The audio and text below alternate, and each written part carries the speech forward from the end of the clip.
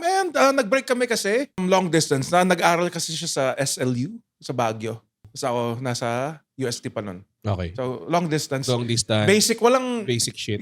Let me tell you guys. Let me tell you something. Let me tell you something. Yung long distance relationship, parang early death signs na yun. Oh, well, ako, Ang hirap eh. di ako naniniwala dun sa LDR. Pag nangyari yan, parang, unless siguro talagang matagal na kayo. Pero kunwari kung, alam mo yun, 2 years lang kayo, tapos biglang LDR. LDR kayo, malabo. Tapos nakikita mo yung mga kaibigan niya. Mga kilala ko na tipong 7-year relationship na, tapos nag-LDR, tapos di tumagal. Alam mo yun. Kasi Mahirap kailangan ng physical touch, pare.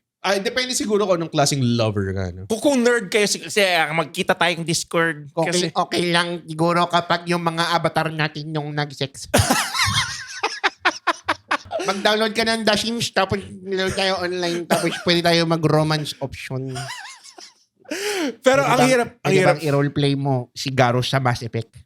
I think ang part din ng LDR is the paranoia na, oh my God, is she fucking someone else? Yung ganun din eh. Ako hindi. Okay, hindi More din. of yung, lalo na kung iba pa yung time zone. Ay, yun, grabe yun. Like, parang when do you spend time together? Yun yung, Alis kami, nagtikita nung bakasyon or nung Saturday, sinusubukan talaga namin. Mahirap siya. Pero mahirap. Economic thing din siya eh. Kasi kung mayaman ka, pwede ka palipad-lipad lang eh. Di ba?